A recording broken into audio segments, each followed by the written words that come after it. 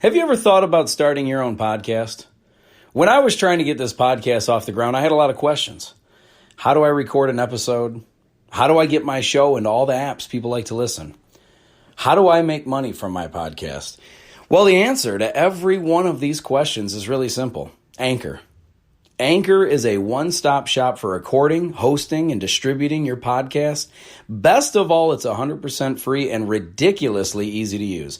And now, Anchor can match you with great sponsors who want to advertise on your podcast. That means you can get paid to podcast right away. In fact, that's what I'm doing right now by reading this ad. When I started using Anchor to do my podcast, it was so extremely easy that I haven't even bothered to look for another app to use. I love this app. It's the only one I deal with, the only one I even recommend, period. I recommend you get on there ASAP. If you want to start a podcast, this is definitely the place to go. It's easy. You can drive around and record. You can sit in your basement and record.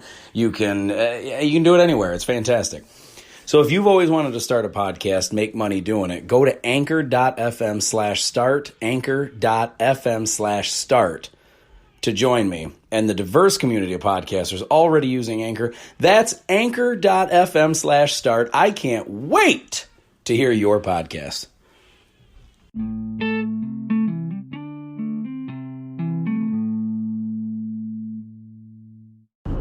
What is going on, ladies and gentlemen? It's Adam Rich from the Really Rich Podcast, and I wanted to talk to you today about where I believe ultimately where the majority of racism is coming from. And it's not, and spoiler alert, it's not from an actual person or group of people. Well, technically it's from a group of people, but not a race of people. It's from a group of people known as the media. It's easy to... I know that when you say that the media is the cause or the media is the number one source and all that, it's an easy little scapegoat to blame the media and all this. But let me show you exactly why I believe wholeheartedly that the brunt of our issues, the majority of why we battle racism in 2020 in America is because of the media. I'll start with this. I don't think that any one group of people is more racist than the other. I think that ultimately, when you do talk about racism, in America at least, the only two aspects that people really talk about or care about is black and white. And it's sad because that in turn is even racist if you think about it, because is it possible for Asians and Arabic people and Hispanic people to be racist? Is it possible for them to be racist? And of course the answer is yes. Is it possible for white and black, of everybody, to be racist? Of course it is.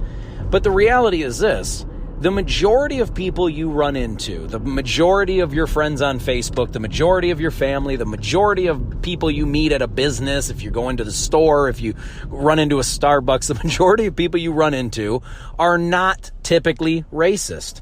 At least not to the degree where people are angry towards each other and treating each other poorly for it.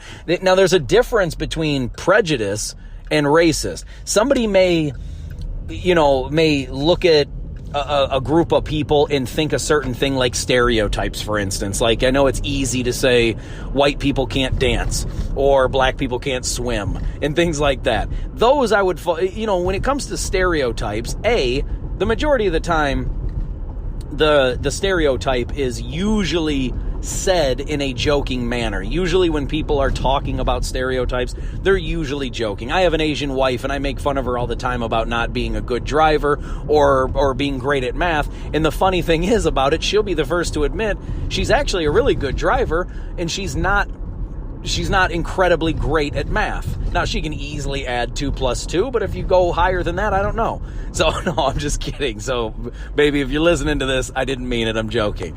But that being said, she's really good at math. She's not as good at math, but she's really good at driving. So she's actually the opposite of the stereotype. But I mess with her all the time. I have a little bit of Indian in me. Not a lot. I'm mostly white. So before anyone blasts me and says I'm the Elizabeth Warren of podcasters, I know that I don't have a ton of Native American in me. However, I do have some, a decent amount, not enough to get me into free college or anything, but it's there. But anyway, I do have a little notch in my nose. For people that know me me or see me close up, you'll see that I do have a little, I don't know what you'd call it, a cleft, a knock, a hump. I don't know what you'd call it. Nothing huge, but typically when you look at Native American people, you'll see that they have that same characteristic. Now, does that mean that that's a dominant gene and that I'm trying to claim to be more Indian than I am? No, of course not. But she'll joke around with me and blast my nose, or she'll see somebody on TV that has like, or if you watch, what is it? Not Mulan. Is it Mulan? No, which one is it? It's not Pocahontas. Maybe it's Pocahontas that I'm thinking of. But anyway, there's Native Americans, for anyone that gets offended by being called that.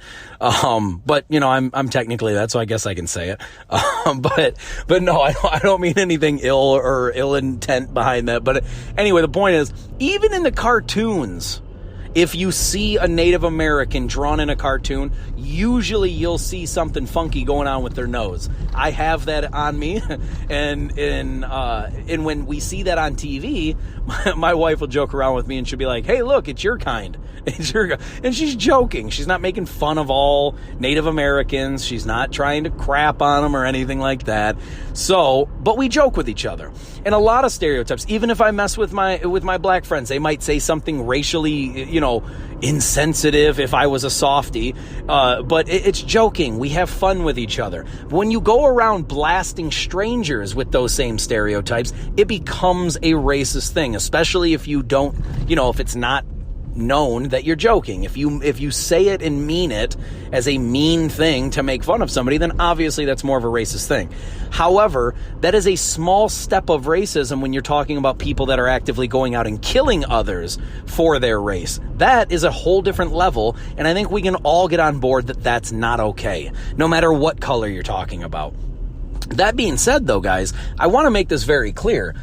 Black Lives Matter has been around for several years now. It was going around when Colin Kaepernick was kneeling, kneeling in the NFL. I don't want to say he was kneeling the anthem or anything like that. He was kneeling for a cause. He was kneeling for police brutality and all that. Now, when that was happening, that was in 2015. It's 2020 now. In 2015, he was doing this. Black Lives Matter was irrelevant then and all that. And then they kind of like, the group just kind of died off. Since that time, since 2015, it's not a secret that unarmed people, not just black people, but unarmed people in general have been killed by the police. Now, it's easy to see when you see a white cop kill, or any white person killing a black person, the first thing the media does is says, innocent black man was killed by white person or something. The media headline makes it a racial thing. That white guy might have just been an evil piece of shit that wanted to kill somebody. Now, I'm not saying he's not racist, because obviously we're not even talking about an actual person when I'm talking about this. What I'm saying is this: unless you have evidence and proof that somebody is committing a racial crime, or they are racist, or their intent was racist, it's dishonest for the media to push that on somebody, because let's be honest, guys, when you're dealing with racism as a whole, that is one of the most evil things in society at all. And so when you attach racism to an already vicious attack or a vicious crime or whatever, then it amplifies that crime. And all I'm saying is it's dangerous and dishonest to do that when it's not proven. It's easy to just see different color people get into an altercation and then attach racism to it. But here's the problem with that. If you don't know that it's racist, it's super dangerous, not just for that person that commits the crime, but for society as a whole. And we see this every day. We see this right now. When that cop, I forget his name, David I don't even remember his last, whatever his name was. When you seen that white officer that killed George Floyd, I don't know anybody on the planet, let alone or in America, let alone the planet. I don't know anybody that has sided with the cop. Every single person I know, Facebook, so any social media, family members, friends, everybody I know looked at that crime and saw that cop murdered George Floyd. What we did not see, or at least have evidence or proof of, is that it was a racist cop killing a black person. And the reason why I fight so hard on this specific killing is because, listen, we all know that any innocent person dying by an evil person it's obviously an evil crime. It's evil that a cop or a non-cop would kill an innocent human being. Now take the color out of the situation. Take the white cop and the black victim out of the equation. Take the color out. We still agree that that's murder. We still agree that that's evil. And we still agree that that cop should be put in prison for the rest of his life at minimum. And in my opinion, if the death penalty was allowed in that scenario, you probably should kill the guy. Now that's coming from a Christian. So I'm not saying that that's the right choice or the godly choice, the Christian choice. What I'm saying is if you can prove that this dude used his power to kill an innocent human being and it was intentional, then that human being that killed the person, the cop in this case, that the police officer, should be put to death, in my opinion. The Bible even says eye for an eye, tooth for tooth. You kill, you get killed. If there's intent. Now, if you accidentally kill somebody, like if you, I don't know, a person runs out in the street and you can't see and you accidentally run into that person and that person dies, that's a different scenario. I still think you should get jail time because you should have been driving better or safer.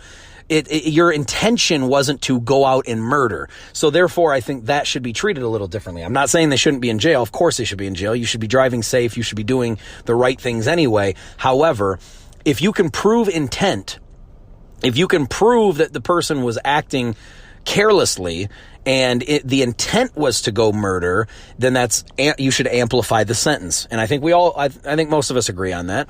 Here's the dangerous part about this, why it's dangerous to insert racism.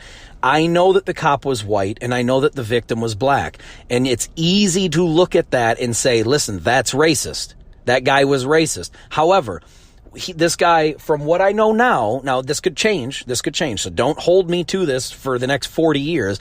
But over time, it could come out that this white cop was racist, that he has racist background, that he has, that he does a lot of racist things, that he says a lot of racist things. We could find out later that there's evidence that this guy killed George Floyd with the intention of a racial hate crime. And in which case, pile on the racism, pile on the sentence and all that stuff, and more than throw the book at him, kill the cop. Is not that one cop, not all cops. I don't want to go on record saying to kill cops. I am highly against killing cops. As a matter of fact, I think if any one of us had a situation where we desperately needed help and we needed to call, like to the point where you needed to call someone, I think most of us would agree that you call 911. Now, who's going to show up at your house? A cop, a police officer. I'm all with that. I'm fully supportive of good police officers doing their job to protect and serve and keep us all safe. When we say stupid stuff like defund the police, I know that sounds cute and it's an emotional response, and I know it sounds cool and all when you're saying it about bad cops. However, when you defund police, you're defunding good ones too. And the good ones don't need to be defunded. In fact, we need more money being spent to have good cops with good training and make sure that these guys are proper. Now, in my opinion, I think that if you sign up to be a police officer, I think that with that, if you abuse your power and it's proven that you attempted, that your intent was to abuse your power and commit a crime, you should get at least double or triple the sentence. I'm fine with double, but even triple maybe. I guess it depends. But I'm saying double the crime minimum, or double the sentence. And here's what I mean by that. If murder is, say, 25 years, minimum, one murder should be worth 50 for a cop. If a ticket is worth $100, a cop should get $200 ticket. And I'm not giving specific scenarios. What I'm just saying is this. If you can prove that the cop's intent was to abuse his power and commit a crime because he thinks that as a cop he's not going to get caught or busted, or he's not going to serve any jail time or whatever, cops, sometimes bad ones, will freely abuse their power because they know that in the position of being a cop, they have a little more leniency to get away with stuff. Now, that being said, since they know that, they should also, if they are found guilty with intent, like this this cop clearly is either, the cop that killed George Floyd was either completely and utterly moronic, stupid idiot and had no idea that sitting on somebody's neck for 8 minutes is going to wipe out their air passage and cut off the oxygen and blood to their brain. If you don't know that sitting on somebody's neck for 8+ minutes and they're not moving, they're not saying, I can't breathe, and nobody is doing anything to help you, then I think that person, that cop, should easily be fined double the sentence of a normal murder. Easily. Because either he's completely stupid and shouldn't have been in a position to be arresting anybody, or he clearly is trying to murder somebody. Now, that alone, people can understand and get behind the idea that there are some bad cops. Like if it was a black cop killing George Floyd, there would be no there'd be no Black Lives Matter movement, there'd be no rioting, there'd be no protesting. There would be, wow, that cop is evil, and you should do something about this evil cop. I think anytime we bust any cops using their power to commit crimes and do evil, you eliminate that cop from ever being allowed to be a police officer again. And if you prove something as bad as like murder or rape or something like that with the abuse of the power with intent, that person should easily be in jail, double the sentence, if not life, or possibly death if there's a death penalty. If you murder somebody or you're a child molester because you're a cop and you think you can get away with it, you know the law better than most. You are there to protect and serve the law in the community. And if you abuse that, you should get double the amount of sentence, in my opinion. So that being said, though, here's what happens when you attach racism. You get riots, protesting's fine. I'm totally okay with protesting. A lot of people think when I talk bad about rioters and looters and cop killers, they think that I'm attaching peaceful protests with signs or billboards or whatever. And that's not at all what I'm saying. I think that everybody, even Martin Luther King was all for peaceful protests. He said it himself. The First Amendment says that we all have the right to peaceably protest or peaceably assemble, which is protesting. So I'm all for that. If you want to protest all day, every day, no problem. I'm for that. It's when you start rioting, burning down buildings, throwing glass bottles at cops and regular folks, killing police officers, hunting them down due to race incite violence. The racism incites violence. Okay, it's not okay. And even if you've shown, it doesn't matter what color it is. It doesn't matter what color is committing the crime. When you attach racism, it makes everyone of that said race get angry and emotional and violent and want revenge. And I get it. I understand. However, it's not okay to burn down buildings and steal innocent people's things from stores and throw rocks and stones at good police officers because you're mad at one bad one, or 3 bad ones, or 10 bad ones. And I know a lot of people will say, oh, it's a systemic problem. It's a problem. No, it's not, guys. Listen, if you need the statistics, I am gladly here to show you that in the most recent study, I've heard 2018 in one study, I've heard 2019 in another study. Either way, the most recent study we've done, according to the Washington Post, according to many FBI consensus, anywhere you want to find these statistics, the most recent study will show that in a year-long period,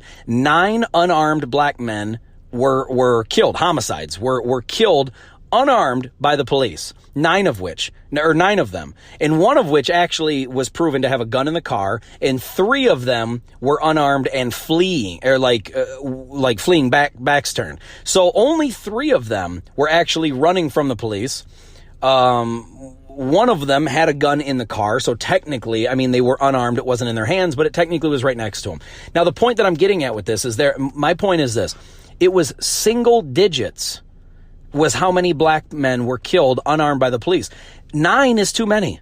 Okay, the Washington Post had that number out for all the people to see, and once Republican sources started admitting these numbers, the Washington Post changed the number then up to 15. So even if we say 15, we'll say 15, we'll say 20. Let's say 20. Let's ramp the number up even more. Let's say 20 unarmed black men were killed. That's awful. That is obviously awful, that 20 of them, which it wasn't 20, but we'll say it was. 20 unarmed black men were killed. out of 33 or 36 million black men in America, or 330 total men or people in America, you're talking 20 people were killed, which 20 is too many. I'm admitting that, okay, guys? So don't attack me for this. Don't eat me up for this. I'm saying 20 is one is too many. But the point is this, though.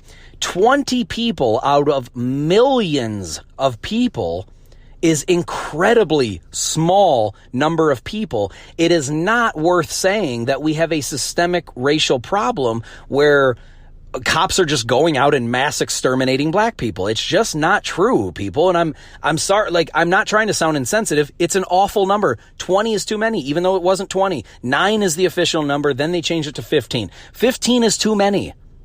Okay, 1 is too many. But when we act like there is a systemic problem where black people are basically being hunted and killed by the police, like you need to be scared for your life if you leave the house, it's just not true, people. And the reason why I'm pushing, why I want to announce this so much is because I don't want anybody I know, or anybody for that matter, even people I don't know, I don't want black people to feel like if they leave the house, it could be a death sentence. I mean, anytime you leave the house, you're not guaranteed to arrive home for any reason, any color, no matter what. You're not guaranteed tomorrow. You're not guaranteed the next 5 minutes. But the point that I'm getting at is, I don't want people to feel like if you leave the house, it is so awful for black people that if you just walk outside of your front door, there's a chance a cop kills you. It's just not true, people. And I don't want people to live in fear that this is actually a systemic problem. It is not. As a matter of fact, in the same year that 9 people or 15, if the Washington Post changed it, which I don't know why the numbers would change just because people start talking about it. That seems very dishonest if you ask me, but let's say it's 15, right? If 15 black people got killed, black men got killed leaving their house by the police, or in that 1 year, in that same year, this is the same sources, the Washington Post and many others, in the same year, 19 unarmed white men were killed. Now, I'm not saying there's a racial white discrimination. I'm not saying, poor, and I understand that there's more white people. I understand that. However, the cops aren't just killing random people, and in general, they're not just random. They're killing people. They're the people that they're confronting or they're in a confrontation with are people that were called on as far as committing crimes. So you don't want to take, like, it's not like regular people walking down the street are getting killed by police. That's just not happening. There's no statistic that shows that. There's no video I've ever seen that has shown that. So excuse me, if you believe that, I'm sorry, but that's just not the truth. And so if you look at the numbers, in the same year as we had 9 or 15 black people getting unarmed black men getting killed by police, in that same year, 19 more white people got killed. Unarmed white men got killed by police. So what I'm saying by this is I'm not trying to downplay racial injustice. I'm not trying to downplay police brutality. What I'm saying is this: in the same year that we have outrage for how many black people are getting killed by the police, we have more white people getting killed by the police, and nobody is out there saying that there's a systemic white problem where they're killing white people at an alarming rate and all this stuff. Guys, all I'm saying is it's just not true. You just need to look at the statistics, because it will lower your fear level if you see the actual numbers. And listen, Washington Post is a Black Lives Matter friendly journalistic, news, is a newspaper, I guess, they're online, everything. What I'm getting at is the Washington Post is not somebody who's is not racist against black people. That's my point. They're, if anything, they're for black people. They're for Black Lives Matter. They've made it very well known that they are. If anything, if they're going to lie about their numbers, if anything, they're going to amplify the numbers to make it seem worse for black people, like that the statistics are showing an alarming rate for black people. But even them, if you want to call them dishonest, well, then all their support for Black Lives Matter would have to be dishonest too, because they're not going to be dishonest with the number of black people dying and then support Black Lives Matter. It's not, that's just contradictory. It wouldn't work like that. So the point that I'm getting at is, if anything, the Washington Post is in favor of Black Lives Matter. They're in favor of amplifying the numbers to make it seem worse. That way they can push and sell more things, more newspapers. But if you want to call their numbers factual, either their numbers are factual or they're not. But either way, the amount of black people getting killed by, the unarmed black men getting killed by police is not even half as many, according to their own post, according to their own statistics. The number is not even half as many as in the same time frame as how many white people were killed.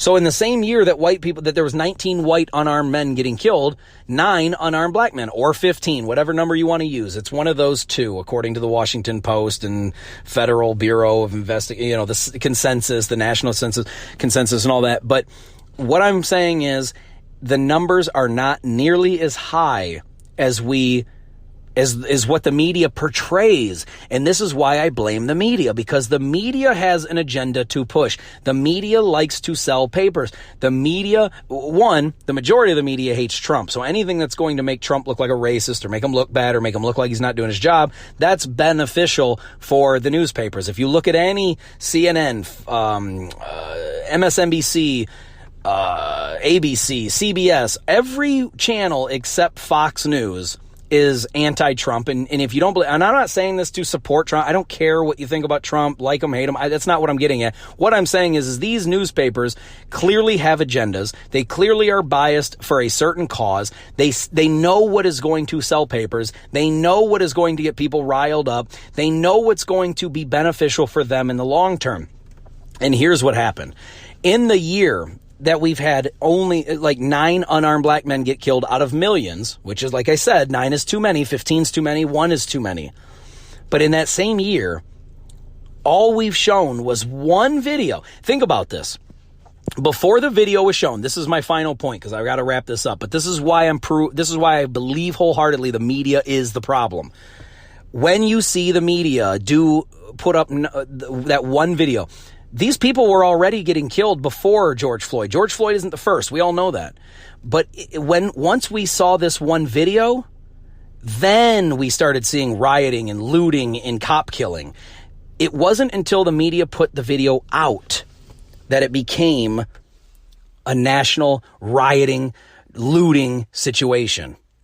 So guys, I just want you to think about that, what the media does. They have a lot of power and they're dangerous, and they create the narrative and the feelings that people get and why they act the way they do. So we need to be smarter about watching what the media says and watching what they do to us. That's all I'm saying, guys. I love you so much, and I thank you for listening. I hope that everything gets better for all of us. I love you more. I love you with all my heart, guys. And I hope that everything gets better for everybody. If you want to get a hold of me and leave me a voice message, you can on the Anchor app. You can leave me a voice message. If you want to get a hold of me on Instagram, it's Really Rich Podcast. If you want to get a hold of me on LinkedIn, it's Adam Rich, founder and host of the Really Rich Podcast. If you want to get a hold of me on Snapchat or YouTube, it's Really Rich. And if you want to get a hold of me on TikTok, where I'm at most, it's Adam Rich, all lowercase, no apostrophe, all one word. It's Adam Rich. I love you guys, and I'll talk to you soon. I'll see you. Peace. I'm out of here.